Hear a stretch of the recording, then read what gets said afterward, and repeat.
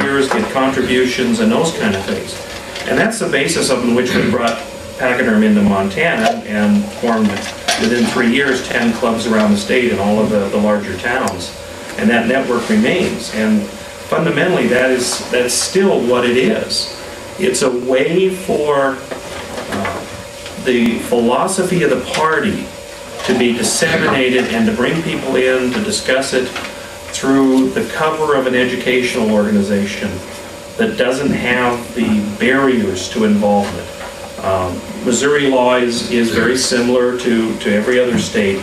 To be a member of the Central Committee, that's an elected position, or it's an appointed position. It's in the law. You have to run your meetings in a very structured fashion. You've got formal bylaws, plus you have state statute that governs how you operate. Pachyderm was a way that, without those barriers, we could get those people to come in. And quite frankly, you bait them in by the speakers. And Ed already alluded to that, the kind of speakers you can have and the interest you can generate. So, like I said, that's where I came from, and then I transitioned after the Pachyderm got going well in Montana.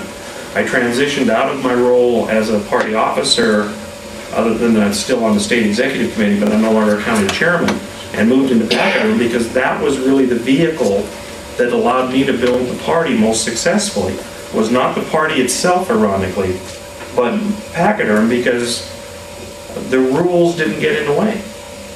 And so I continue to think in terms of Pachyderm being a big fishing net or a funnel, the goal set of which is to attract these folks out there that normally would not get involved in the party process and bring them all together so that my friend the county chairman has a well-stocked pool to go fishing in. And that's about the simplest way I can explain it, and that's why, in my opinion, a Pachyderm club is the best friend a county chairman ever had, because it really, really gives you an opportunity to move forward. And the worse your county is, as far as being Republican minority, the bigger numbers the Democrats hit you with, the more powerful a Pachyderm club is, because it breaks barriers.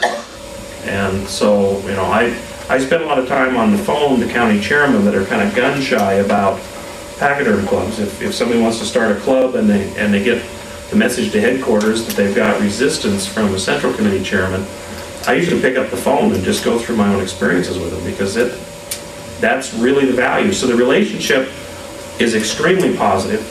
Pachyderm should never meddle in the businesses of the Central Committee. Those are elected people, and they got their own tasking to do. So we provide volunteers, we provide education. Some clubs provide direct contributions, but as Ed indicated, that gets you into a whole area of political action committee law and puts a lot of umbrage on the clubs. National Pachyderm does not say you can't do that, but quite frankly, we advise you not to, because the difficulties it gets you into. What we say you should be trying to do is utilize Pachyderm money to put on events and venues that help the Central Committee. I'm also an elected official in that same very Democratic county. I'm the sole Republican county commissioner, the sole county elected Republican, period. And my experience in that has just reinforced the view of Pachyderm. I've always told our club, Pachyderm ought to be the one putting on the picnic to get everybody to come to listen to a speaker. And the speakers just happen to be Republican candidates. Public forum, public education. Pachyderm is footing the bill for those kind of things that are things the Central Committee doesn't have to do, and Pachyderm can do them more effectively. You can use the foundation that George runs to create a tax advantage to having people make donations for you to bring a speaker in.